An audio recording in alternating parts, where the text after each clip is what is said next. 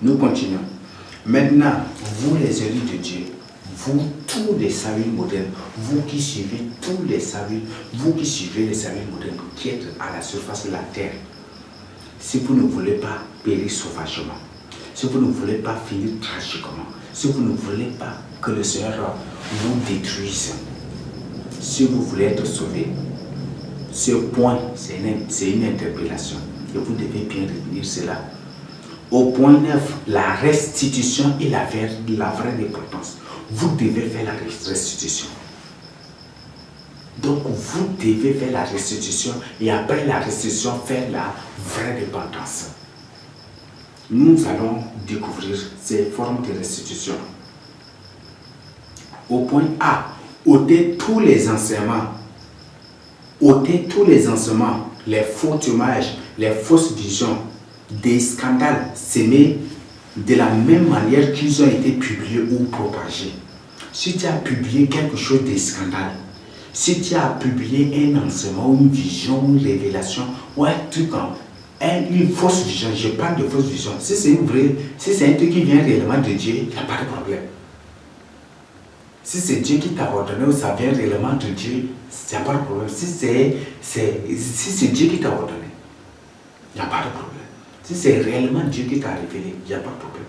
Mais tout ce qui est, tous les enseignements, tous les faux enseignements, tous les enseignements, les faux témoignages, les fausses visions, des scandales, toutes ces choses des scandales que tu as publiés dans YouTube ou que tu as répandu, que tu as donné, tu dois démentir, tu dois ôter toutes ces choses de la même manière que tu as publié ou par les moyens que tu as fait scandaliser les gens.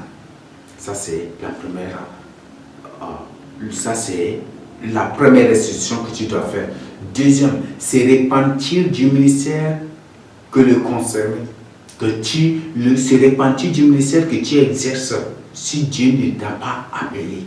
Si Dieu ne t'a pas appelé pour le servir, si tu as ouvert un ministère, si tu as ouvert une église et que Dieu ne t'a pas appelé et que Dieu ne t'a pas établi et que Dieu ne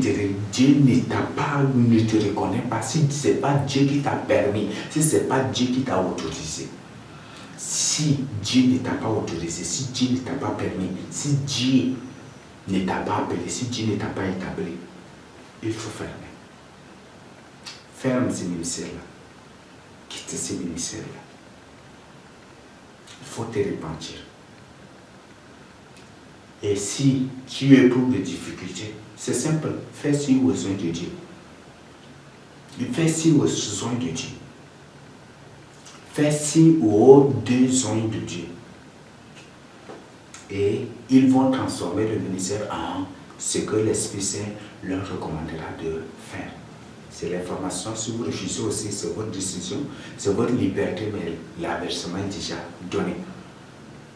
Et ce sont des choses que j'ai reçues de l'Esprit Saint, j'ai reçu du Seigneur que je partage avec vous. Si vous refusez de croire, vous le croirez aussi après.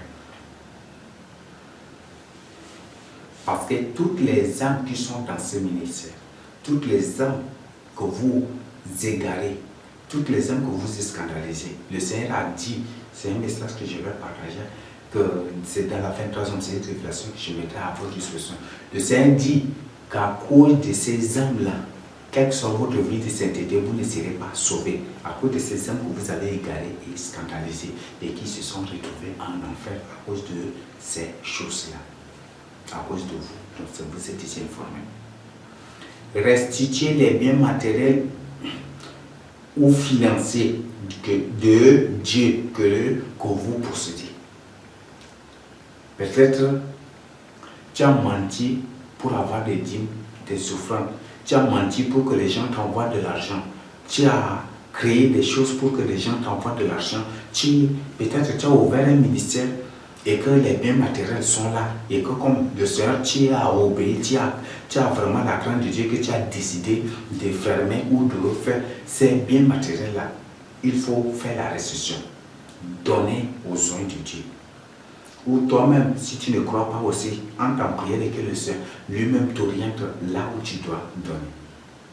là où tu dois ressusciter. Et si le Seigneur te demande de vendre cela pour venir au secours des pauvres, des veuves, des orphelins, ça c'est la souveraineté de Dieu.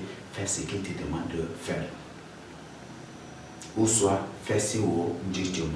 Fais ce où besoin de Dieu. Le deuxième témoin n'est pas encore révélé. Mais fais si pour avoir des orientations et pour que si pour avoir des orientations. Pour que s'il y a des choses que le Seigneur va nous révéler, nous mettrons aussi pour nous partageons avec vous. Faire signe selon l'orientation du Saint-Esprit à l'un des deux témoins, à l'un des deux joints, dont le deuxième sera présenté après la Troisième Guerre mondiale pour présenter l'église que tu diriges. Donc, si tu diriges une église, si tu diriges une cellule ou une chapelle, ou si tu diriges un ministère, il faut faire signe à l'un des deux témoins. Le deuxième témoin sera présenté après la Troisième Guerre mondiale. C'est ce que Apocalypse 10 dit. Le deuxième point sera présenté après la Troisième Guerre mondiale, juste après la Troisième Guerre mondiale. Que le deuxième témoin, que le premier témoin avec le deuxième vont se rencontrer. Que le deuxième témoin va être baptisé. Bon, je n'entre pas encore aussi je ne vais pas aussi entrer en profondeur parce qu'expliquer cela, c'est entrer en profondeur, cela aussi c'est entrer en profondeur aussi de Apocalypse 10. Donc, si tu diriges l'église ou tes trucs, tu dois faire signe obligatoirement à l'un de Dieu.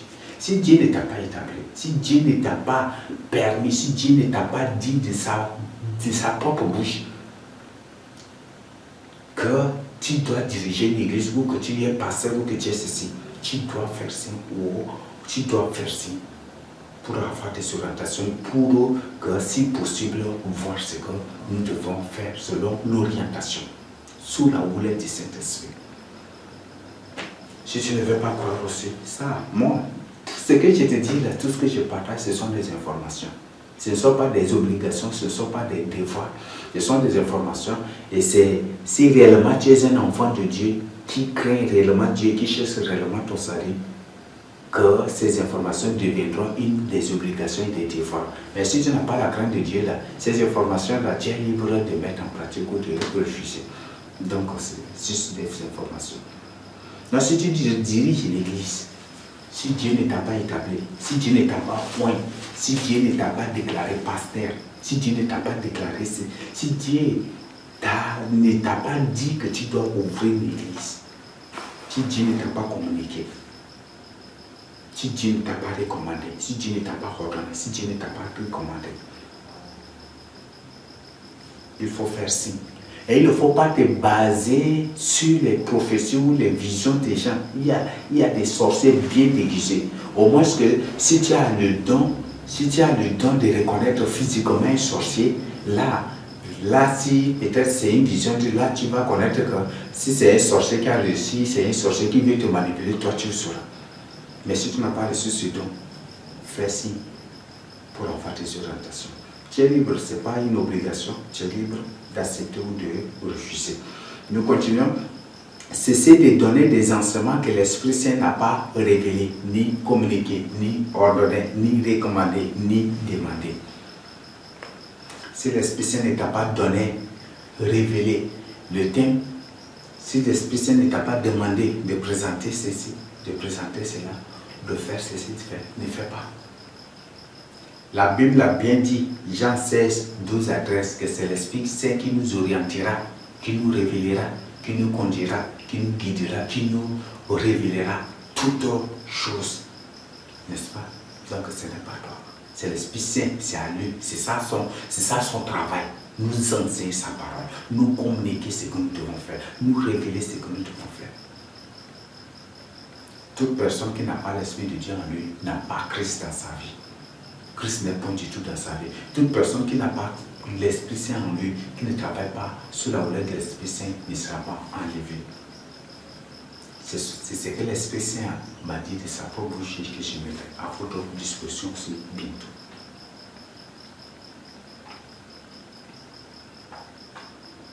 toute personne qui n'obéit pas à l'ordre, à la voix de l'Esprit Saint, n'est point du tout un enfant de Dieu. Il ne sera point du tout enlevé, ni sauvé, s'il ne se répand pas après l'enlèvement. Nous continuons. Cherchez la face du Seigneur Jésus-Christ pour la confirmation de son don, de son onction. Donc cherche la face du Seigneur. Peut-être ton don, c'est le don de charité, n'est-ce pas? Toi, tu te fais pasteur ou apôtre. Est-ce que c'est la même chose? C'est des choses qui sont sauvagement, je ne sais pas comment exprimer, mais tout à fait. Comment qualifier cela? C'est carrément différent. Donc, cherche la face du Seigneur. Si tu es pasteur, si Dieu n'a pas dit que tu es pasteur, ne te fais pas pasteur. Je donne ces exemples, non pour me vanter, l'Esprit lui-même sait, parce que les exemples sont bons aussi à donner. Je donne des exemples sur moi-même. Ce n'est pas du tout pour me vanter, ni pour m'enorgueillir, et l'Esprit Saint sait aussi, connaît l'état de mon cœur. Si tu prends mal, si tu interprètes mal, c'est ton problème. Mais l'Esprit Saint, dès le début de mon ministère, le Seigneur m'a communiqué mes dons, m'a révélé tout, m'a révélé et m'a communiqué des dons. Et je faisais toutes choses selon l'orientation de l'Esprit Saint. L'Esprit lui-même m'a ordonné, tu dois établir une église, tu dois créer une église. Et c'était à la veille de notre départ, j'étais prêt même, et après, c'était à la veille de notre départ pour l'évangélisation. J'avais tout fait pour mettre d'abord l'église là sur pied, mais ça n'a pas réussi. Mais j'étais obligé de confier l'affaire au berger. Et sous son orientation. Et l'Esprit lui-même m'a révélé, m'a dit, m'a communiqué et confirmé par des vrais enfants de Dieu. Dire, moi, c'est ce que je faisais et plus tard, d'abord, l'Esprit leur a dit. Mon don, d'abord, le don d'enseignement, c'est mon don. De la parole de Dieu. Je peux prendre, je ne sais pas, tous les gens de Dieu, tous ceux que le Seigneur a envoyés, tous les gens de Dieu, tous les enfants de Dieu sont des gens. Là, c'est compréhensible, n'est-ce pas? Mais quand je parle des gens de Dieu, je parle des 24 vieillards. Parce que les hommes de Dieu sont différents des établis sont différents des serviteurs aussi de Dieu et des serviteurs de Dieu. Et parmi les serviteurs de Dieu, il y a ceux-là qui sont des trucs. Bon, il y a des thèmes comme ça. Il y a un thème aussi, même sur la différence entre l'homme de Dieu et l'établi. Nous allons découvrir cela aussi. C'est le Seigneur Jésus-Christ. Donc, le Seigneur m'a envoyé particulièrement. Tous les hommes de Dieu sont des gens qui enseignent sa parole.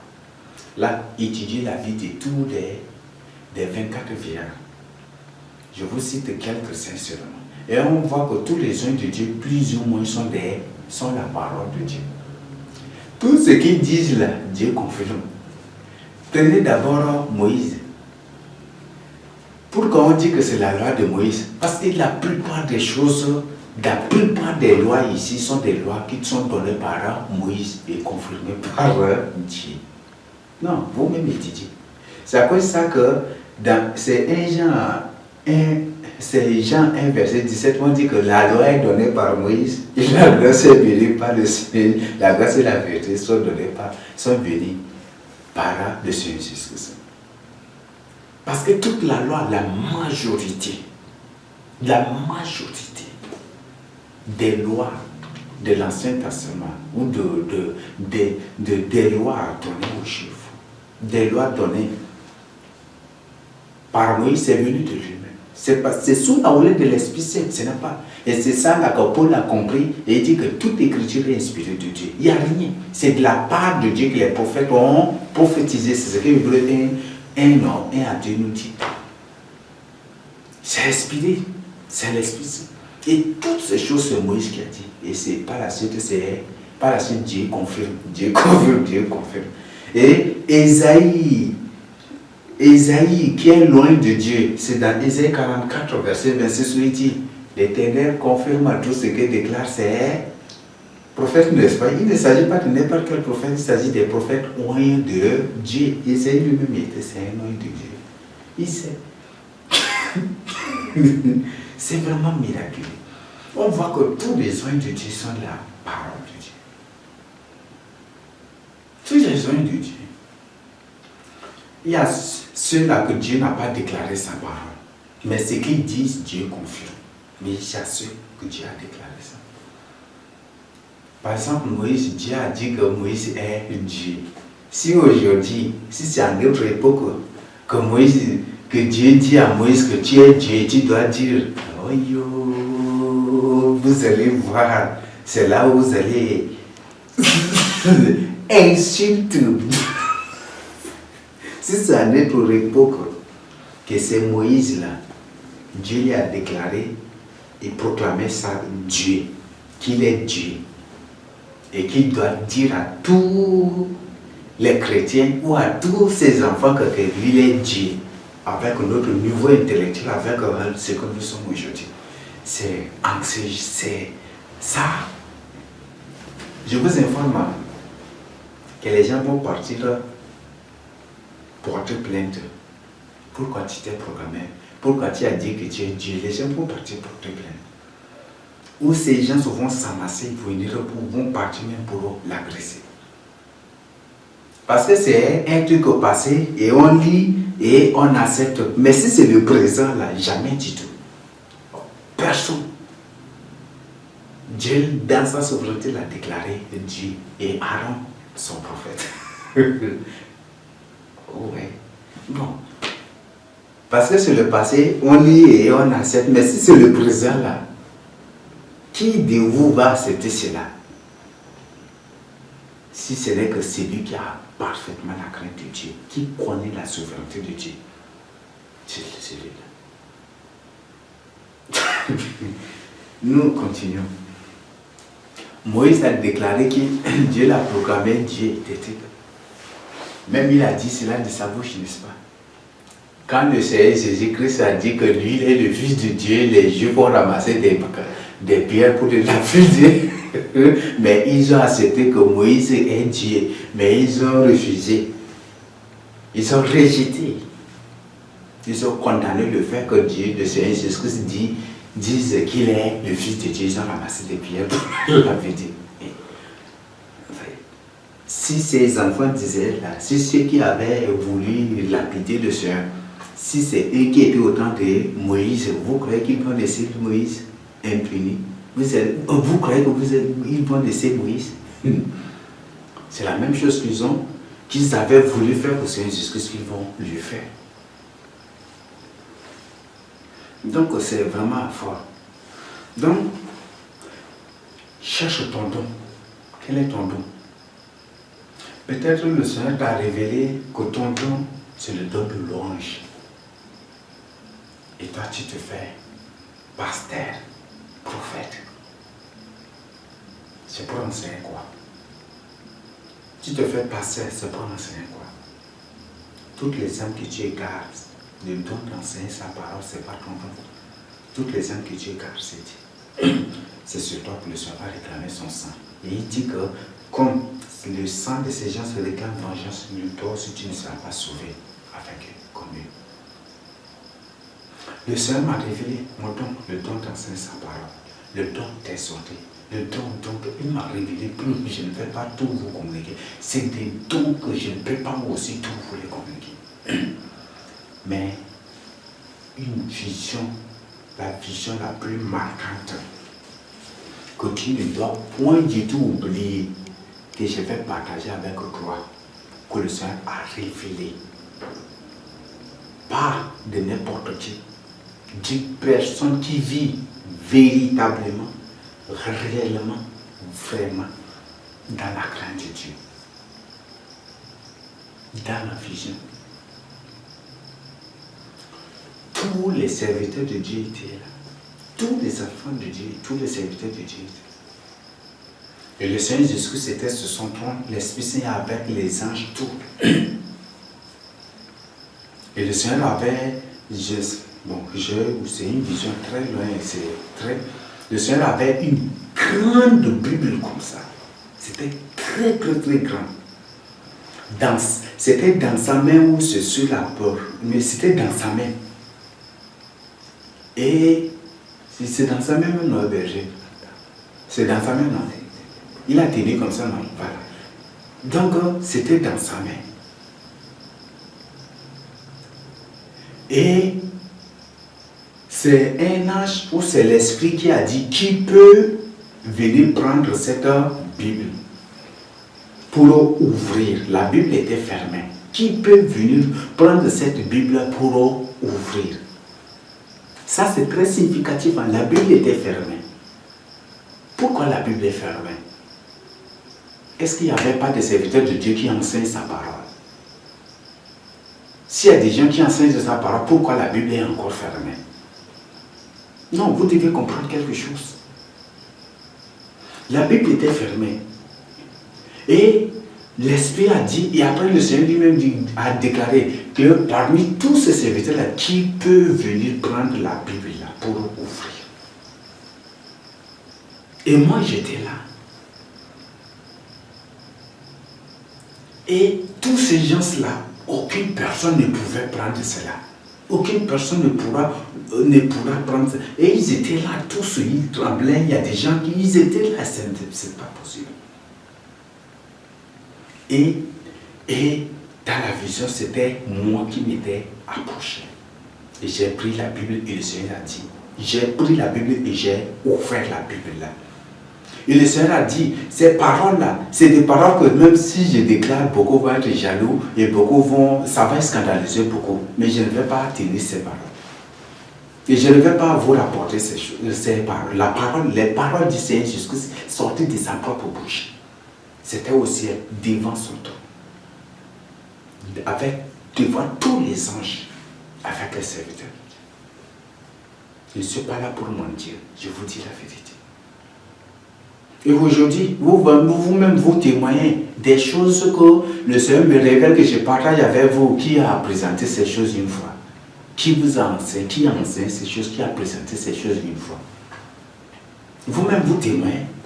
Et cela encore va engendrer encore, ou peut-être vous aurez encore des doutes d'incrédulité que je suis un faux prophète ou un manipulateur. Non, vous êtes libre de tenir tous les langages possibles. Le Seigneur Jésus-Christ a dit, si vous ne croyez pas au miracle, croyez au moins ça à cause des paroles. Si vous ne me croyez pas que je suis le Fils de Dieu, croyez au moins ça à cause des paroles, des messages, des paroles, et des miracles que je fais. Le Seigneur Jésus-Christ, à travers moi, a fait beaucoup de miracles. Ressuscité des morts, a fait beaucoup de choses que je ne peux pas témoigner. Tout ceci, et je ne suis pas là pour mentir. Le Seigneur Jésus-Christ, à travers moi, a ressuscité des morts, pas une fois, mais plusieurs fois des morts. A ramené des morts à la vie. A fait beaucoup de miracles. Beaucoup de choses que les témoins, je ne vais pas oser raconter toutes ces choses, je ne vais pas m'étaler à raconter toutes ces choses-là. Combien de miracles, combien de délivrances, combien de choses que le Seigneur a opéré. Combien? J'étais enfant, depuis mon enfance, on me reconnaît. On m'invitait ici on m'invitait partout pour aller prier pour les malades. Et je partais, j'ai pris, les gens sont guéris. Et partout, les gens me connaissaient. Les gens m'appelaient partout pour prier pour les malades. Ma famille, la famille, ça, la famille qui a ça. J'étais le médecin, on m'appelle même docteur de la famille. Parce que si une personne tombe malade, j'avais 7 ans. J'avais 7 ans. D'ailleurs, c'est à l'âge de 7 ans que le Seigneur s'est révélé physiquement à moi. Je dormais et puis le Seigneur est venu. Bon, j'étais fatigué, j'étais en mission, j'étais fatigué. J'ai dit, Seigneur, toi-même que tu viennes me réveiller pour prier. Parce que j'étais fatigué, on était parti en brousse, on a travaillé, des trucs. C'était tellement fatigué. On avait couru des trucs, on a travaillé. Moi, même des travaux de force, des trucs que je m'étais vraiment appliqué. J'avais fait tout ce qui a à faire, j'étais trop fatigué. Donc après le sommeil, je voulais prier, le sommeil là, je ne pouvais pas. Et j'ai dit, Seigneur, toi-même la paix, réveille-moi à l'heure que tu veux pour que je prie. Et pendant que je dormais, que le Seigneur est venu, physiquement, ce n'est pas dans une vision, ni dans un rêve. Le Seigneur est venu, Moïse, il dort là. Comme Pancadine, ça c'est, le Seigneur m'a parlé en langue. Je m'étais levé, je l'ai vu, il m'a vu. Il est sorti par le mur et il est parti. Je ne croyais pas du tout. J'ai ouvert la porte et puis j'ai cherché la personne dans la cour. Et c'est après que j'ai compris. Et c'est après que le Seigneur dit que c'est lui le Seigneur Jésus. J'avais prié des trucs à maintes reprises. Et pendant mon enfance, quand je suis fatigué, que je ne pouvais pas prier avant de dormir, j'ai dit, Seigneur, réveille-moi à l'heure que tu veux. Et le Seigneur vient, il me réveille. Et je le vois physiquement et il me voit, il me parle aussi. Il y a beaucoup de choses. C'était à cet âge, 7 ans-là, que je suis docteur. Donc, je ne dis pas pour me glorifier, hein, mais c'est le Seigneur qui m'a décidé de me glorifier ici. Si une personne est malade là, on n'amène pas à l'hôpital. Je viens, je lui impose la main. Seigneur, j'ai pris en ma langue là. Et il y a donc j'ai pris, et la personne est guérie. La personne est guérie, la personne est guérie, la personne est guérie. C'est vraiment merveilleux. C'est vraiment merveilleux. Donc ce n'est pas aujourd'hui. Il y a beaucoup de choses que nous avons opérées. Un jour, j'ai passé. Une personne était succombée. Ils l'ont pris de la salle, l'a transporté, ils l'ont déposé. Lorsque j'étais à l'ENS, c'est en 2000 combien? C'est 2017 ici, c'est 2017 ou 2018 ici. Ils l'ont transporté, la personne, pas du tout. La respiration avait coupé. En tout temps, la personne était morte. La respiration était coupée, les gens ont versé de l'eau, ils ont pompé dans ses narines, dans sa bouche, ils ont fait tout. Rien. Ils ont appelé l'ambulance. Je partais le matin, comme c'est le matin, j'étais aussi à l'ENS là, je partais pour prendre un peu de lait, de lait pour je partais pour prendre du lait. Et quand je passais, c'est un truc de 8h, 9h comme ça. J'ai vu ces gens-là. J'étais revenu, j'étais resté debout. J'ai vu la personne. J'ai dit, Seigneur, est-ce que tu vas permettre cette guérison? Est-ce que tu vas me permettre de guérir cette personne? Est-ce que tu vas me permettre? J'ai dit au Seigneur, si c'est impossible, ne permets pas du tout que j'ai pris pour la personne pour attirer la honte sur moi et sur toi. Mais si c'est sûr que tu vas guérir la personne, dis-moi. Et qu'est-ce que le Seigneur m'a dit dans mon cœur? Prie pour lui, va. J'étais venu, ces gens c'était là, bouillonnés, c'était des gens, hein, parce que c'est une mort soudaine comme ça. Les gens étaient agités, des trucs comme ça. Je m'étais approché, j'ai vu la personne. J'ai dit, j'ai dit aux autres, là, j'ai dit, retirez-vous. Il dit, mais comment? J'ai dit, je veux prier avec lui.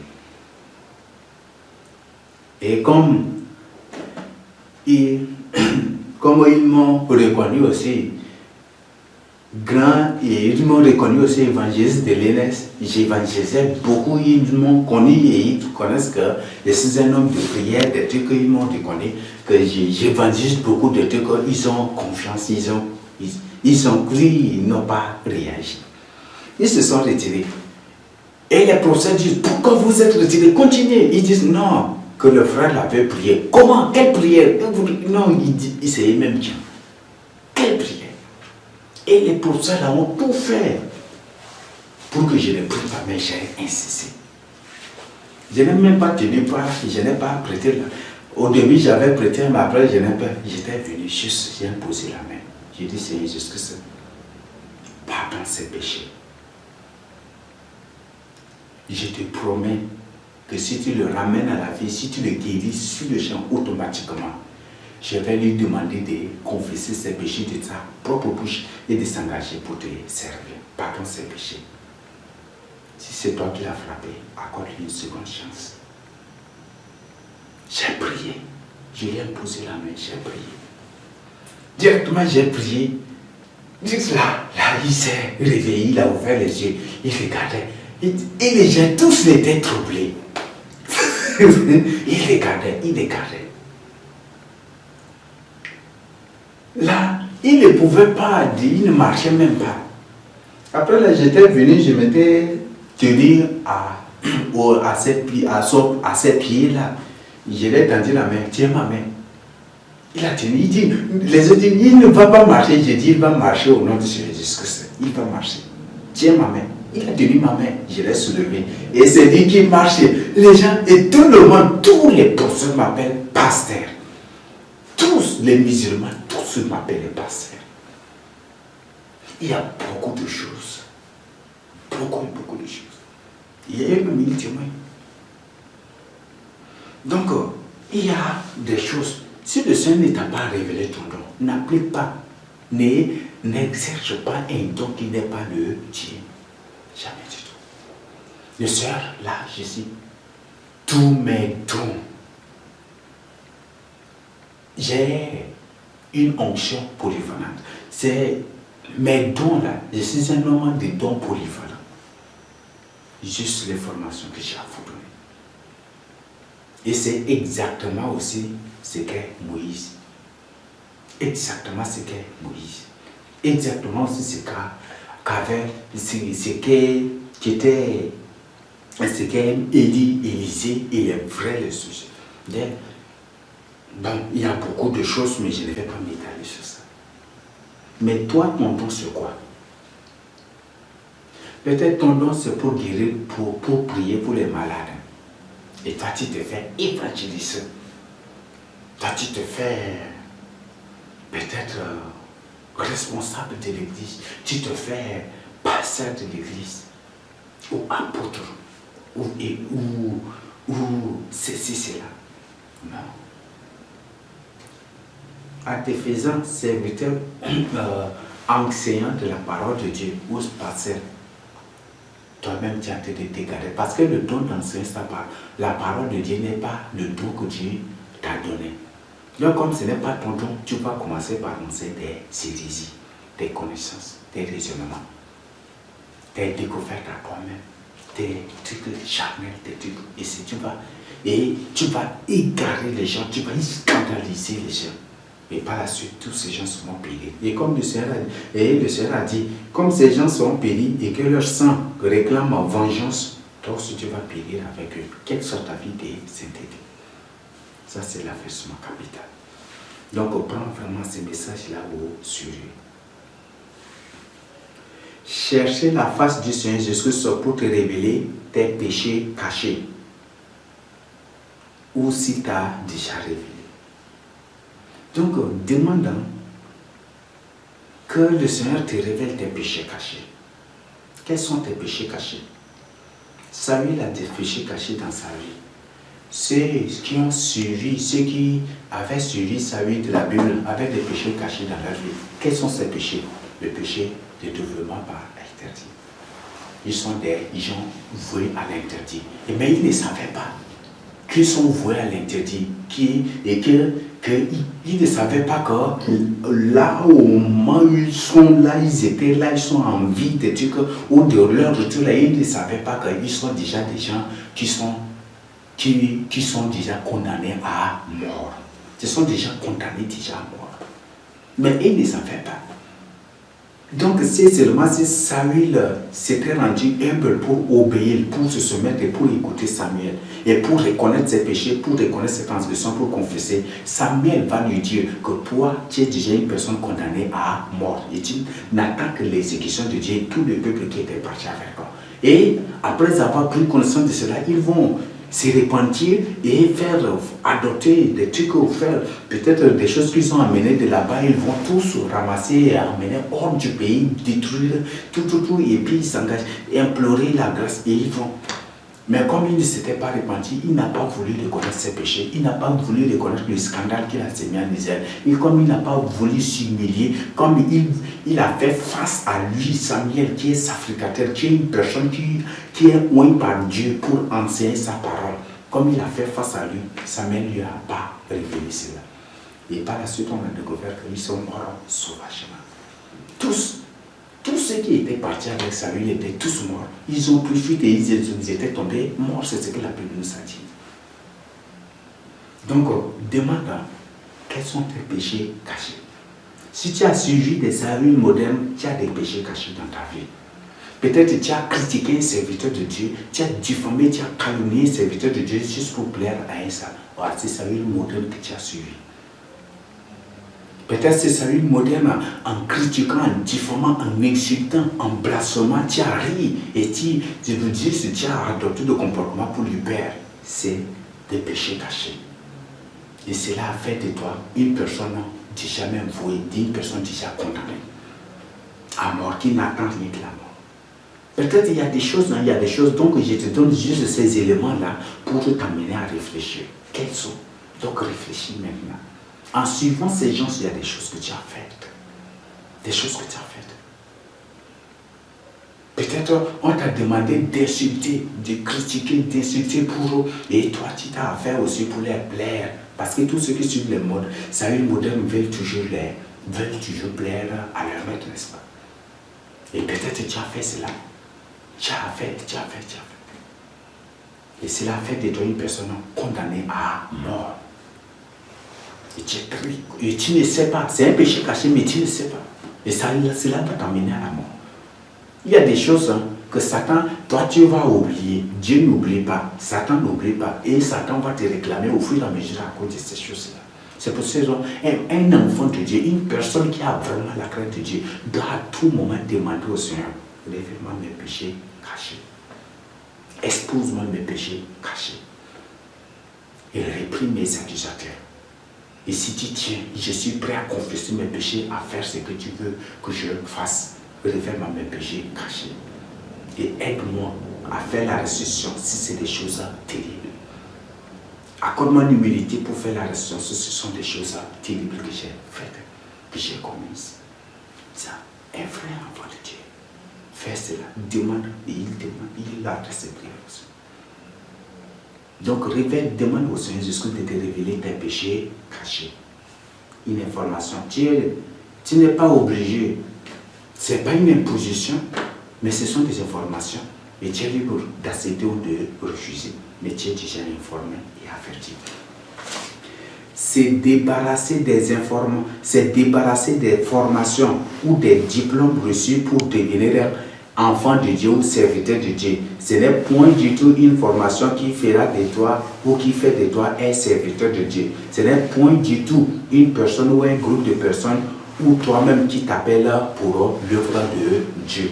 Si ce sont les hommes qui t'ont établi serviteur de Dieu, qui t'ont établi pasteur, diacre, ceci, cela, il faut t'en débarrasser. Il faut démissionner.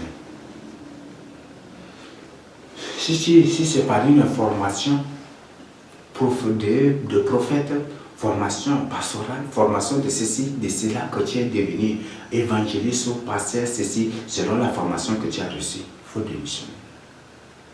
Ce n'est pas un groupe de personnes et ce n'est pas une personne qui doit te former pour te mettre au service de Dieu. Ce n'est pas du tout cela. Et ce n'est pas toi, ni un groupe de personnes, ni une personne qui doit te prendre parce que tu es ceci, tu as telle capacité, tu es intellectuel, tu parles bien le français ou l'anglais, tu parles bien l'allemand ou tu parles bien l'espagnol, ou tu parles bien ceci, le russe ou peut-être le bleu qui t'a choisi pour t'établir, peut-être passer diacre de Dieu que pour... Non. Ce n'est pas du tout cela. C'est Dieu qui choisit une personne. C'est Dieu qui appelle. C'est Dieu qui choisit, c'est Dieu qui appelle. Et c'est Dieu aussi qui établit. C'est Dieu qui... Oui. Donc, si c'est par une formation que tu es devenu serviteur de Dieu, ou que tu t'es établi toi-même serviteur de Dieu, il faut cesser. Démission. Et si l'église est là et que tu ne veux pas que l'église soit fermée pour au moins que des âmes soient sauvées, fais-nous aussi. En tant qu'homme de Dieu, fais-nous aussi. Et si tu ne veux pas croire aussi, tu es déjà informé et averti, il y a toi d'accepter ou de refuser aussi. Nous continuons.